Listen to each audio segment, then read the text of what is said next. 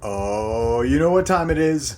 This is the World According to Kyle podcast Sport Report. How are y'all doing, everybody? This is TWA2K Sports. I already released my World Report episode. I'm going to start to break these up into separate sections. So let's get on with it now, shall we? We're going to just have a couple of quick discussions outside of football before we get into the football side of things, which will be the majority of the podcast. So, now, I was pleasantly surprised to see that Oliveira and Poirier had announced a fight, I believe, sometime in December, and based on like what Dustin was saying, I thought like he was gonna go for these like easy layup fights. Like he was talking about fighting Diaz, one of the Diaz brothers. I think Nate Diaz, and also talking about fighting Conor again for pointlessly for another time. But I was glad to see that he took the Oliveira fight, because I think that is the fight to make. That they're the two guys that are at the top of their game at their division.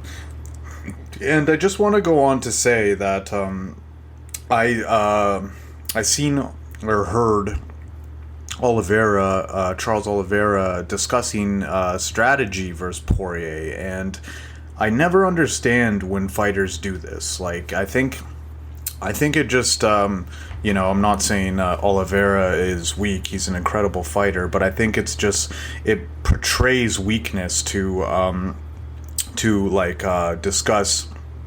blatantly discuss aspects of your game plan and aspects of your strategy for the fight. I never really understand why fighters do this. It baffles me. You want to give your opponent as little advantage as possible. So, like, even if you think you're really really strong or really powerful or have an edge somewhere that your opponent can't beat, like why would you want them to know that? It always kind of triggers me into wanting to take the other fighter in the fight, because I just think it's just not a smart move. Because somebody can kind of figure out your strategy, and they can counter it, and B, you're just pointlessly giving out information. Now, this upcoming card for UFC 267, it looks, oh my god, I'm just going through it right now. It looks stacked. We got Jan Blachowicz and Glover Teixeira. We got Peter Yan and Corey Sandhagen. That's going to be a fucking incredible fight. Sandhagen was a guy who just went down to TJ Hooker, right? Next up, Islam Makhachev and Dan Hooker. Now that's gonna be interesting. I think Islam takes care of business in that one. Then we got Alexander Volkov and Tybura. Man. and Chimaev is fighting finally versus Li Jinglang. Oh man. This is I might I've been kind of I've been ignoring like the fight night cards and the lesser cards since football season started, but this is going to be one that I'm going to have to tune in for. Wow, yeah, this should be quite the show. Where is it? Oh, it's in Abu Dhabi. Fucking main card starts. What? Prelims start at 10:30 a.m. Holy shit. Main card at 2 p.m. I might not even be fucking awake at that time. Oh, damn.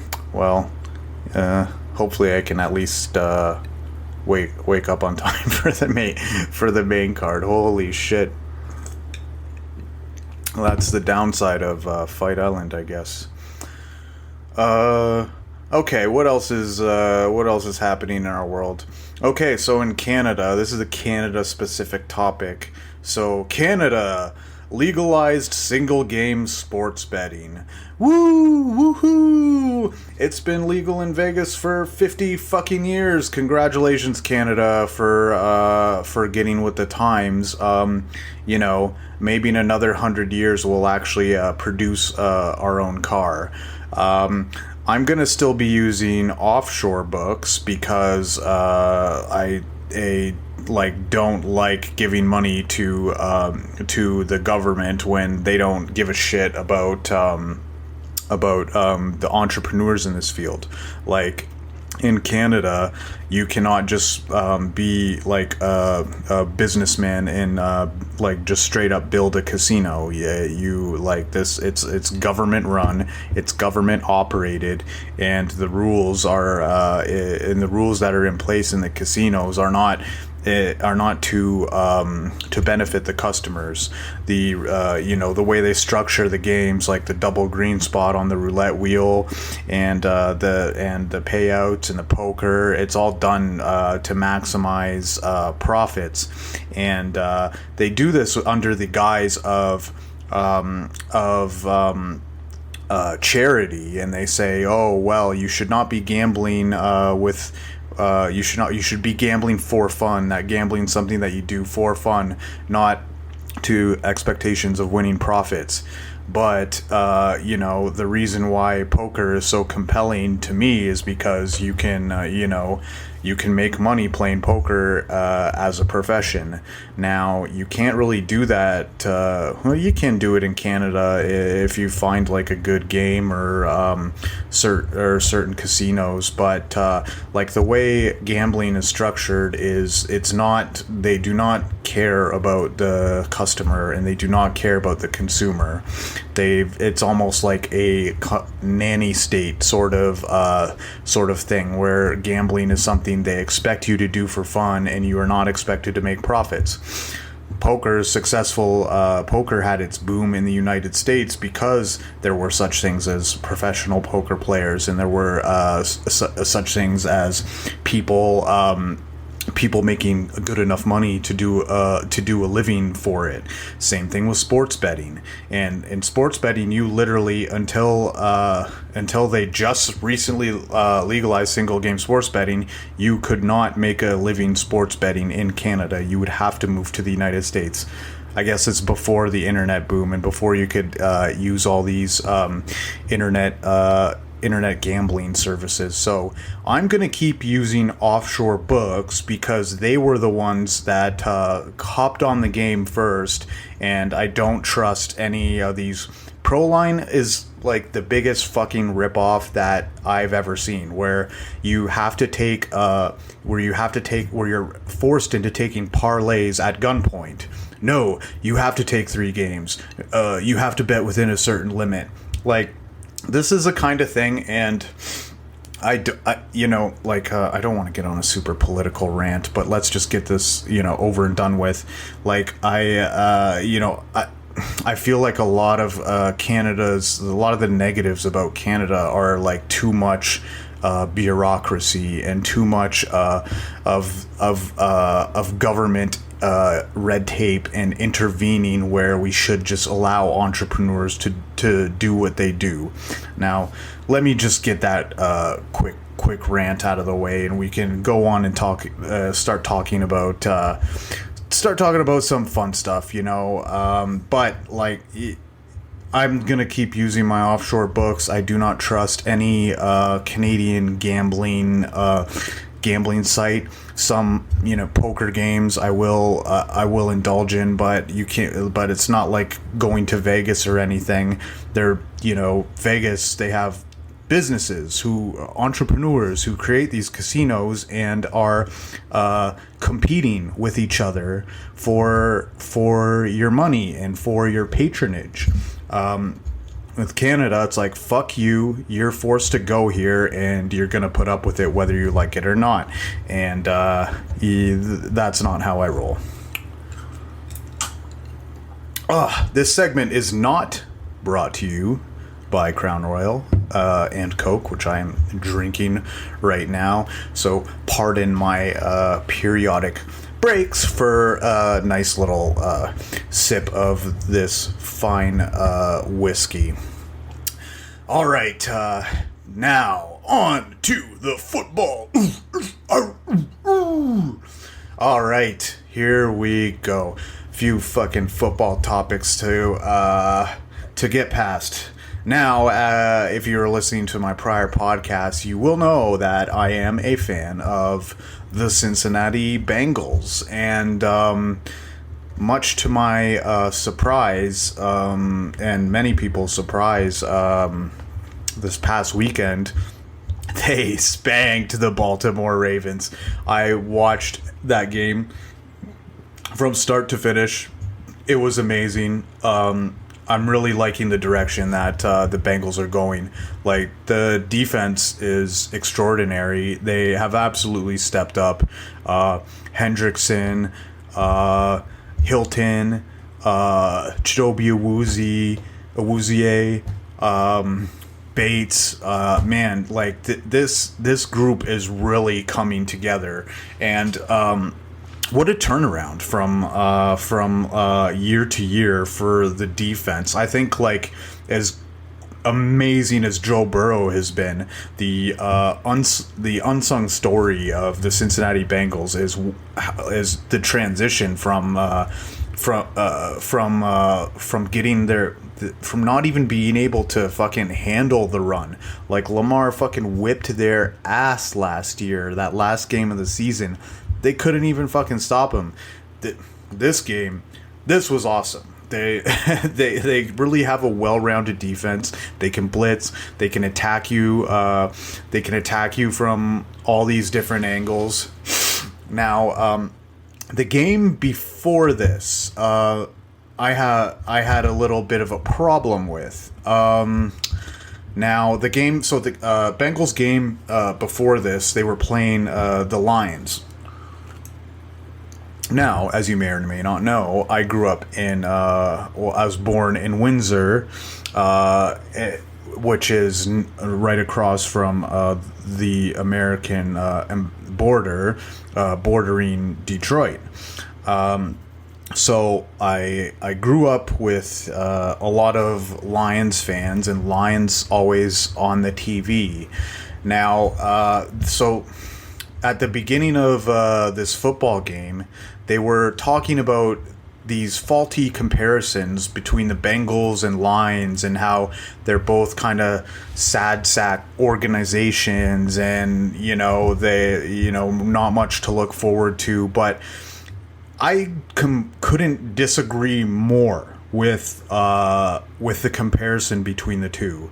Now, let me preface this by saying I think Dan Campbell is a great man for the job, and even if they go 0-4 this season, they should stick it out with him. I've seen enough signs early in this year that the Lions are talent deprived. That's not a question. They need draft capital. They need a better quarterback. They need they need a lot. Okay. Their defense has gotten a lot better, but I think Dan Campbell is the man for the job. I would hitch my wagon to him. I'm hoping they can squeeze out 1 or 2 wins this season, but I think that is a step in the right direction. I think Dan Campbell is what they need. The Lions need to toughen up, and they have toughened up, and they're playing in these games, and they're competing with teams that they would be getting blown out by before. So that was a quick preface before I say that that the Lions and the Bengals are not even close to the same organization.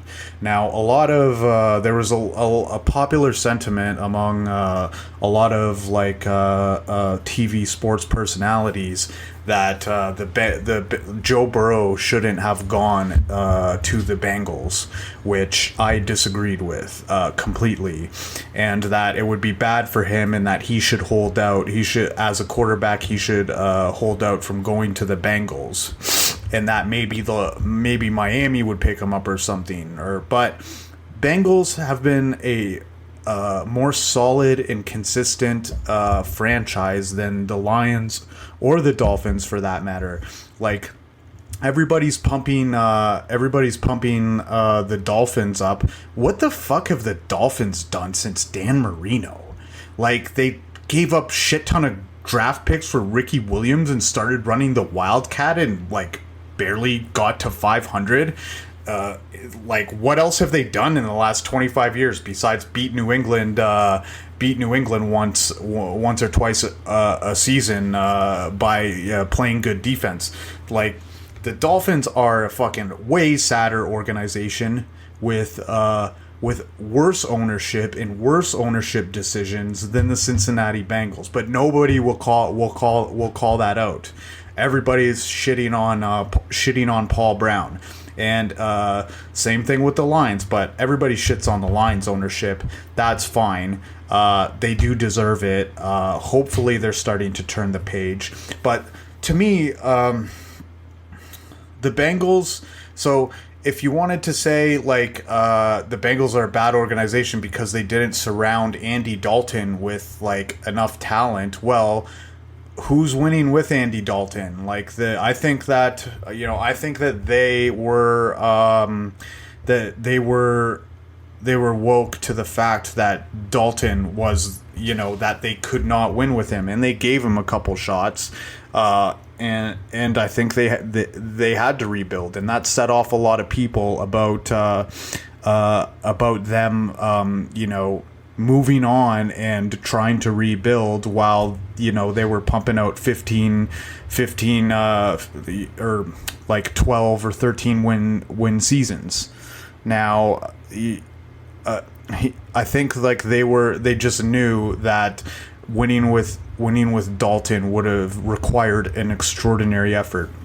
Now why I'm not a Lions fan is because and why it turned into a Bengals fan. I used to be a Seahawks fan before, and I'll tell you, as you know from this podcast, the exact moment that I stopped being a Seahawks fan was when they didn't hand the ball to Marshawn Lynch in the fucking game against New England, okay? After that, I was fucking done, and Seahawks haven't done shit since. So, now, the Bengals have an identity. They always had an identity. They have a knack for talent. They have always been not air raid completely, but like a air raid style offense where they prioritize passing, and they have a good eye for talent. Their scouts aren't shit. They look at like the talent that came through Cincinnati, TJ Houshmandzadeh, Ocho Cinco, like they're very Marvin Jones Jr., fucking AJ Green. Like, they are really good at analyzing wide receiver talent, and that's their identity. And like I said before in the podcast, when they drafted Jamar Chase, I did not mind the move at all, because that is Bengals football. That is they will gamble on that guy. They took John Ross in the first round with the 7th pick, and he wasn't doing anything for them, so they had to cut ties with him because he wasn't good enough. Now, to compare the Lions and the Bengals as being kind of the same organization is a complete misrepresentation.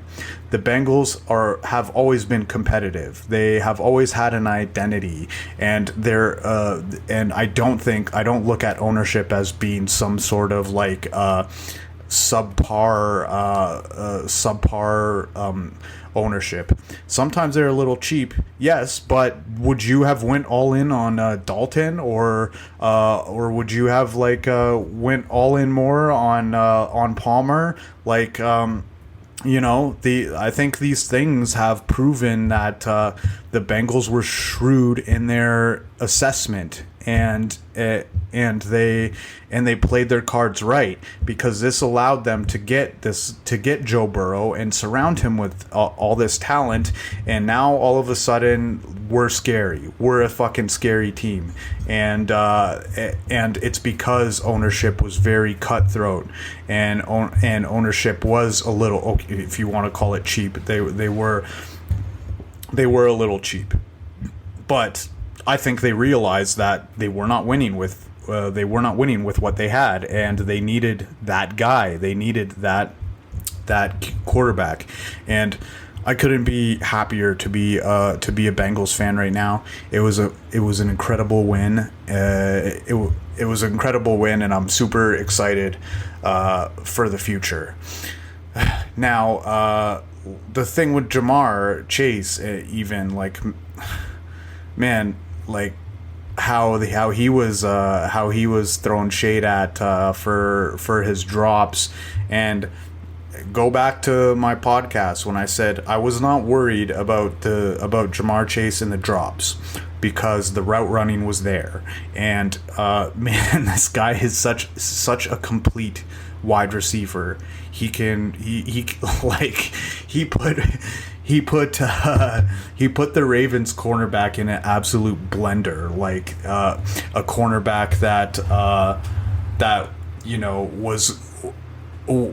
was good at Marlon Humphrey. That is a solid CB that shut down many wide receivers in the league, and Jamar Chase put him in an absolute blender. And that was what I seen. That is like the superb route running that, and obviously he was, even though he didn't play his last year in college, obviously he kept up his physique. He was probably on a really great workout routine, and yeah, I was super not worried about Jamar Chase. And once again, the Bengals gambled on offense and on getting an offensive skill position player instead of Penei Sewell, which how badly did that graphic from Twitter age with the stick figures? If you know what I'm talking about, where he had stick figures and like, oh, you can't throw to Jamar Chase with Joe Burrow on the ground. But the thing with that is, now I think Miami fucked up by not taking Penei Sewell. That they needed offensive line, but I think with getting Reader and some other guys, and pushing the O-line pick to the second or third round, like a great offensive lineman from a mediocre offensive lineman the difference is a lot less pronounced than a great wide receiver versus a mediocre wide receiver. And that's what the Bengals understood. And Jamar Chase is like the perfect wide receiver. He can do it all. He can take the top off. He can go up and get 50-50 balls. He can run slants. He couldn't be more happy with Jamar Chase's success, and I really look forward to what the Bengals can do in these next few years with Burrow at the helm, who has just been an incredible leader, coming back from that injury, and really putting his stamp on the league. And you can tell, man, the guys, they want to play for him, and they want to play with him.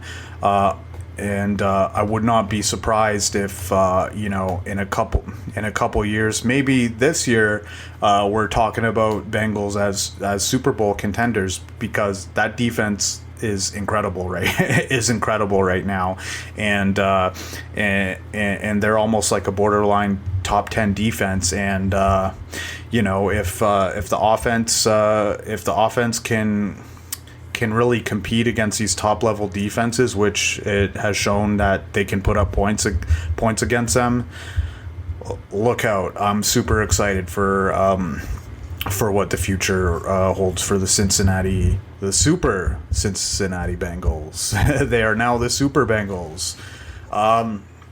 Now, related to kind of this is I told you guys before that I have a bet with a bunch of people were trying to call me out on Twitter when I was talking a little smack about Lamar Jackson because I just don't think Ravens can win with him, because I think that when push comes to shove and when he has to throw the ball, he's not gonna be able to.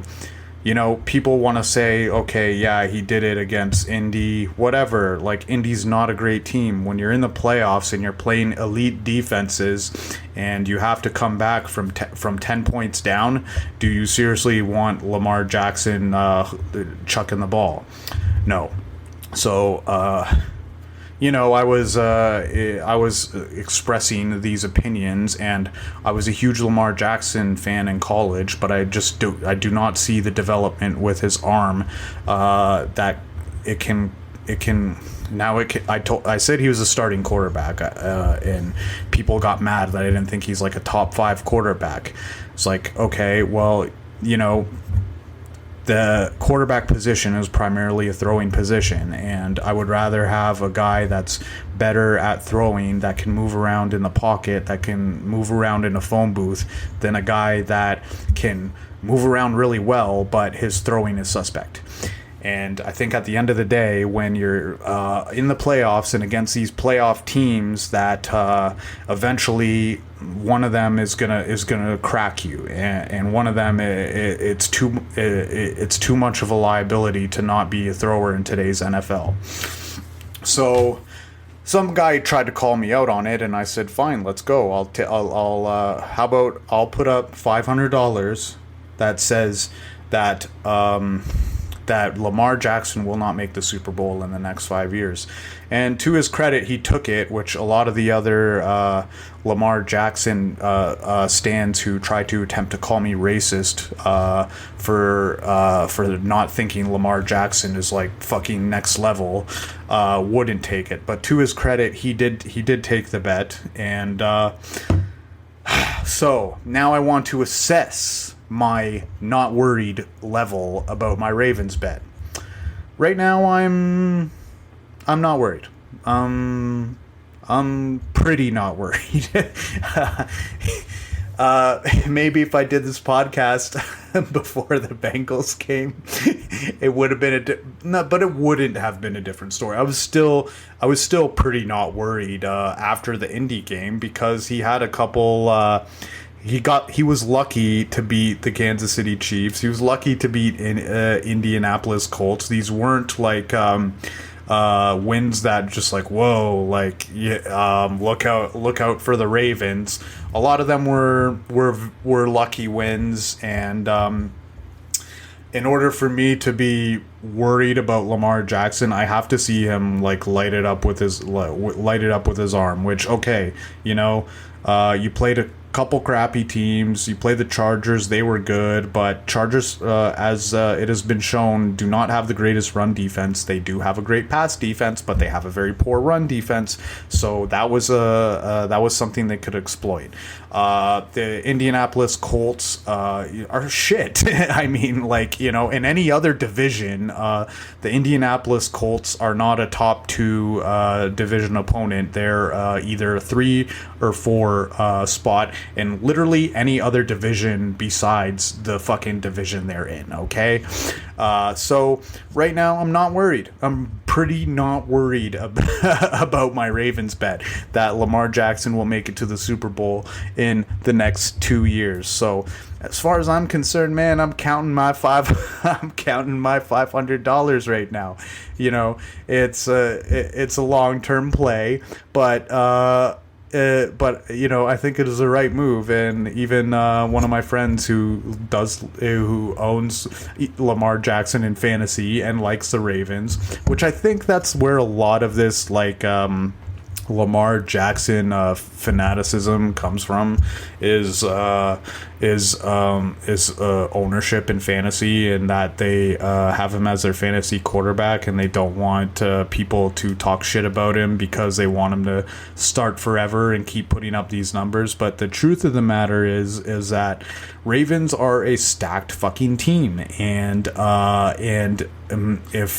if there are serious concerns about Lamar's arm at an NFL level, that is not something that I think the Ravens will take lightly. Now, they've hitched their wagon to him. We'll see if they extend him for the contract, but I'm not worried. I like not in the AFC with now, the AFC, you think, may have slid a little bit, and maybe that might be my downfall, where like the powerhouses in the AFC are not what they used to be. But enough teams in the AFC are stepping up where I don't think Ravens can get through all these games in the playoffs without stepping on a landmine, even if they do get a win or two in the playoffs.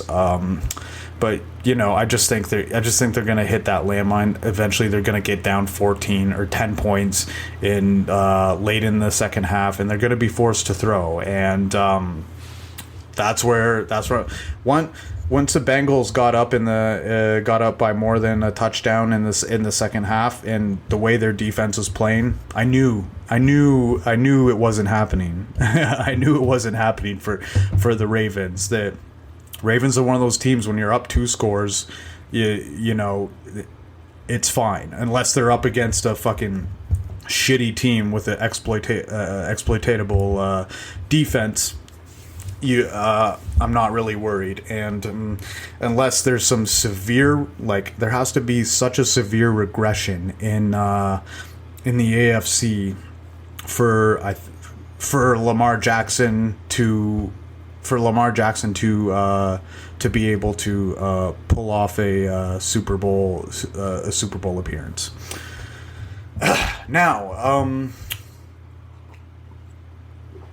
I just wanted to say a quick message to the rookies is you got to learn to forget about the internet, forget about memes, and forget about this season really fast. And a lot of quarterbacks can get on a shitty team and try and give it their all, and end up giving too much and losing all their confidence, losing all their mojo. I do not think it is a bad thing for rookie quarterbacks to sit for a year at all. I think we have this, start Justin Fields, start Trey Lance, start these guys. This is a message to Trevor Lawrence and Zach Wilson specifically, is just forget this season even fucking existed. You don't have the talent. You need to accumulate draft picks. You need to get players around you. Football is the ultimate team sport, and you're not going to be able to do it all on your own. So you have to learn to forget about this season. You have to learn to forget about the internet and these memes and the commentators, because they are all the main thing with commentators and talk show hosts and all these football people is they do not want to look stupid. So they scroll over the wins and losses and say, oh, this must be a bad team. Oh, he's in a shit situation. Oh, he's a bad quarterback. And really, it's harder to start right away and maintain your confidence and maintain your ego than it is to sit a year, and because you're learning, you're adapting to NFL speed, which is everybody on the NFL is as good as the best players on a college football team, or better than the best college players on the best football team. So when you're getting acclimated to speed, plus getting used to new plays and new playbook and new, like, just write off this year. After it's done, pretend that it didn't exist and learn as much as you can. Go through the flow, go through the motions, and don't listen to these fucking idiots on who are just trying to who are just trying to bash the teams with bad records and slurp the teams with good records. Because literally everybody in the fucking planet oh yeah, Cincinnati Bengals are shit. Joe Burrow's in trouble. Then all of a sudden they fucking go and beat the brains off of Lamar Jackson, and then hey Cincy, can they win a Super Bowl? I don't know. Like they're so fickle. They are very, very ununderstanding of time scales and developing talent and developing rookies. They see a quarterback's not ready right away, and they immediately want to say he's garbage or they need to move on. Like, it's not every path is so cut and dry where you can put a quarterback into a situation on their rookie year and they can just start flourishing right away. So you really have to learn to forget your first season existed. Your second season, show development. And you know what? I like what I've seen from Trevor Lawrence so far. He's on a talent-deprived Jacksonville Jaguars team, and he's doing good things. He's making good throws. And I like that he's not overextending himself either. He's getting used to the flow. He's getting used to the motions. I think Trevor can be a good balance of a quarterback of elusivity, super powerful arm, a strong quarterback that's tough to take down, that can also run. I think he's got the complete package. And so don't kill. So as a quarterback, as a rookie quarterback, don't kill yourself trying to be successful right away. If you're thrown into a situation where you have to start right away, go through the motions and understand that people who are actually paying attention know that if you're a rookie quarterback starting right away for a bad team and you got a lack of talent, that it's not gonna click right away. And don't fucking kill yourself trying to prove these jackasses in the media wrong, because they don't give a shit. They're gonna switch allegiances once things turn around. Just make sure you stay healthy. Make sure you learn your playbook. Make sure you adapt to the NFL speed is the main thing. Anticipatory throws, develop connections and rhythms with your wide receivers and running backs and offensive linemen. That's what you should be doing your first year. Learning the playbook, developing chemistry, and anything else that comes as an added bonus to that is fine. But don't get yourself killed and ruin yourself the first year trying to overextend yourself for a team that is talent deprived. Now, I'm recording this on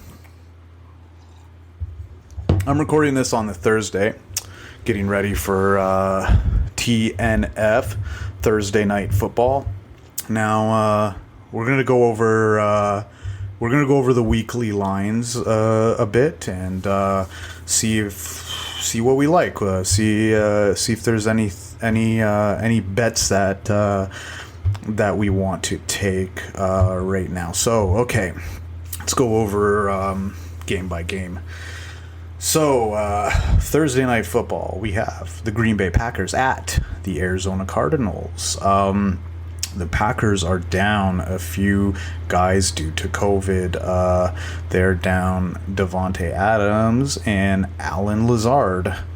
The Arizona Cardinals are down J.J. Watt, who is having season-ending surgery. Now, the line is Arizona minus 6.0. At least that's what I see here. I've seen it as high as 7. Over under 50.5.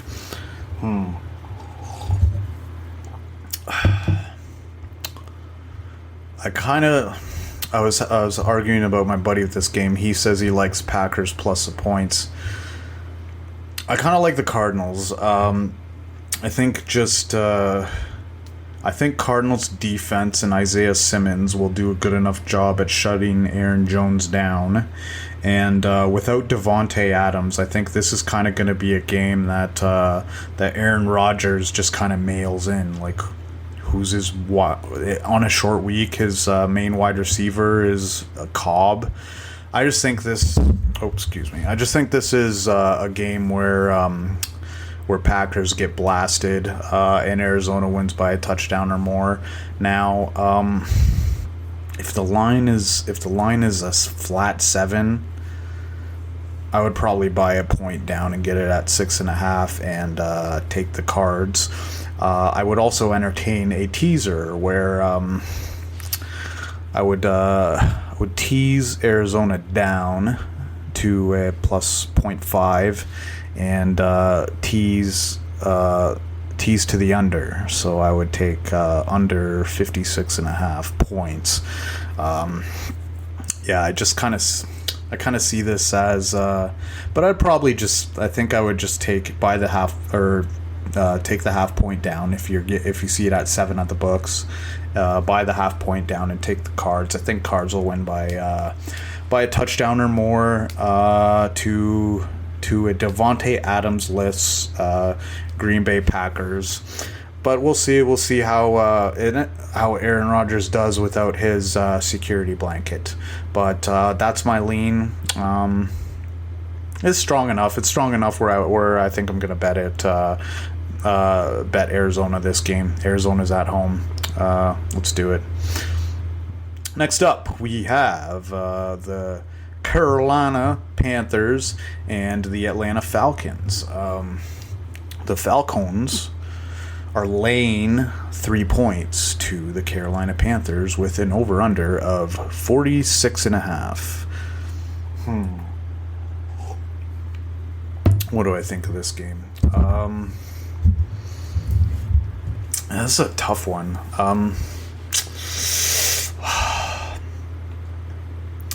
Fuck. Jeez, that's a tough one. I'll probably just blindly take the points here. Just give me the points. Take Carolina plus 3. Not much to say on this game. Two regressing franchises. Chuba Hubbard instead of McCaffrey has been a regression. Maybe Atlanta just fucking spanks them. Tough to say. Carolina's defense has been okay. Well, let me take the points. It's not a game that I'm super confident in, though. Next up, we have the Miami Dolphins at the Buffalo Bills. Now, Buffalo Bills are laying 14 points to the Miami Dolphins. I see it. Yeah, I think Dolphins get waxed here. I think Bills cover that number, win handily. Definitely not eager to be betting Miami right now. Let's see here. Let me pull up. Let me see how the matchups are going. Miami's defense. Miami's coverage is not that great. They have decent pass rush, but Allen can evade the pass rush. Their tackling sucks. The rush defense sucks, or the rush defense is moderate. What about Buffalo Bills? Can the Buffalo Bills be exploited here? Yeah, I would. I'd take Buffalo. It's a high spread. But I would rather have the Bills than the Dolphins. What's my confidence level on that? I'm moderately confident that Buffalo will be able to wax. Buffalo's probably going to be able to put up like 30 to 40 points on the Dolphins, and the Dolphins will probably put up, I would say, like in the teens against Buffalo. Next up, we have the San Francisco 49ers at Chicago. The line is strange. The line is -4 for San Francisco at Chicago. I'll take the Bears. That's a pick I'm more confident in. The Bears at home, +4 points. San Fran has not looked great. Give me the Bears. Give me the Bears. +4. Next up, that's a moderate to high confidence pick. Over under is 39.5, and the spread is -4 for San Fran. If it's under, if it's the over under, if the total is 39.5, it's going to be probably a close game. I'll take the points there. Next up, we have the Pittsburgh Steelers at the Cleveland Browns. The line is -3.5 for Cleveland, with an over-under of 42.5. Man, this is... Give me the points. I'll take the Steelers with moderate confidence. Bakers look like trash. Steelers got enough talent, I think, to keep up. Maybe Case Keenum starting this game. Who knows? Either way, I think Pittsburgh keeps pace. They may win outright. Give me the Steelers plus the 3.5. Moderate to high confidence pick. Next up, we have the Philadelphia Eagles versus the Detroit Lions. The line is -3.5 for Philadelphia. I'll take the Lions at home. Give me the Lions at home. I don't know if I like them enough to win in the game, but I do like them enough to cover that 3.5. Moderately confident in that. Now here's an interesting line this next game. Tennessee Titans at the Indianapolis Colts. The Indianapolis Colts are -1.5 point favorites. Tennessee, high confidence pick. I don't know what Vegas has seen with the Indianapolis Colts to make them think that they should be favored in this game. Tennessee just beat Buffalo and Kansas City, and beat them, well, handily. What the fuck has the Colts done? Tennessee's defense looks like it's playing much better. Tennessee's on the road. Colts are at home. There's nothing I see out of Indy that makes me that would make me confident in laying anything with them against the Tennessee Titans. Sign me up for Titans. That's a high confidence play. Next up, we have my Cincinnati Bengals versus the New York Jets. Cincinnati -10.5. This line opened at 6.5. I'm pretty sure. Now it's at 10.5. So that's a little bit of a different story. But I think Bengals wax the Jets. I think they win by 20 plus. Bengals are rolling right now. The Jets are starting Mike White, are starting are starting a quarterback with very little NFL experience, with very little weapons. Since he waxes the Jets, by 20 plus. That's a high confidence play. When do you start to pull back? As far as the line is concerned, maybe 14.5. I think Cincy will win by 2 touchdowns, for sure. Next up in our last game of the 1 p.m. afternoon slate is the Los Angeles Rams at the Houston Texans. LA is favored by 14.5 points. Now, my question is Tyrod Taylor going to be back? Does it even fucking matter is the issue also. But they seem to play all right. Oh, Tyrod's on IR, eh? Okay, yeah. Fuck, I hate to be Mr. Johnny Public here, but taking all these teams with the high point spreads. But Rams should win by 20 or more. I haven't seen anything out of the Texans with Davis Mills that would make me confident in taking them. So our first game of the late afternoon slate is the New England Patriots versus the LA Chargers, which I have a 30-1 Super Bowl winning ticket on. The Chargers are favored by 4.5 points. This is a tough one. Let me go over some numbers really quick on the New England side.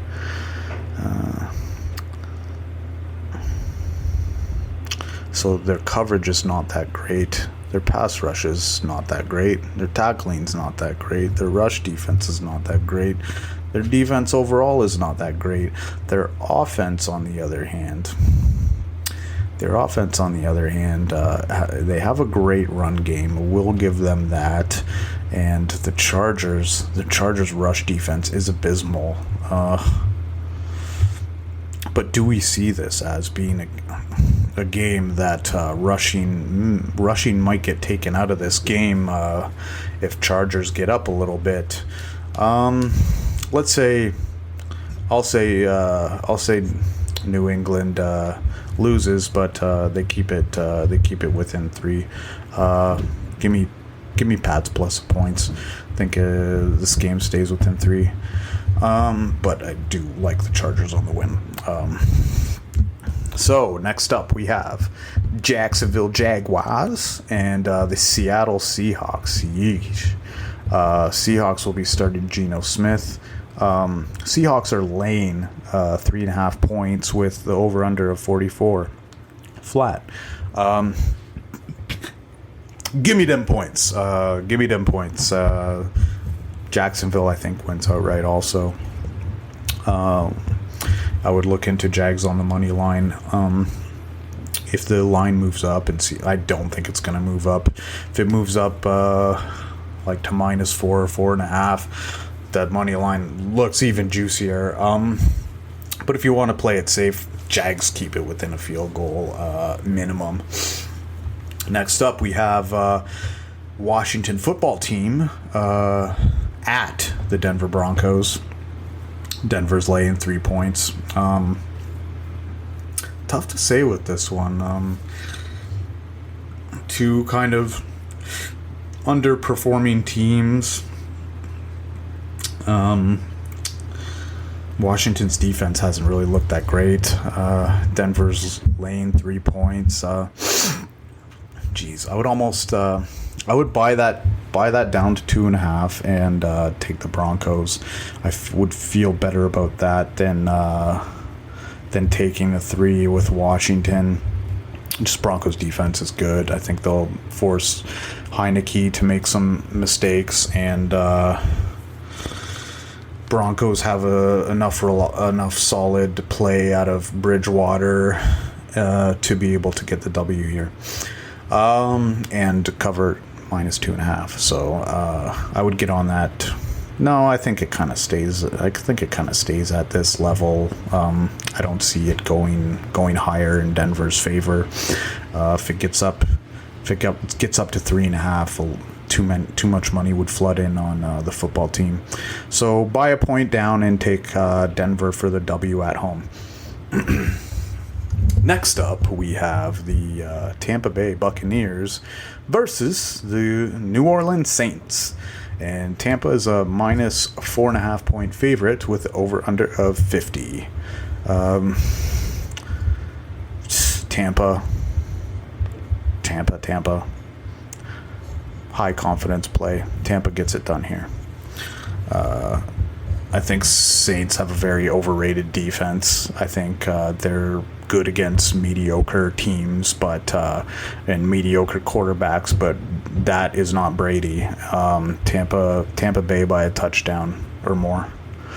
And that's it for the late slate of afternoon games. Now the Sunday night football, we have the Dallas Cowboys taking on the Minnesota Vikings. The line is dead even.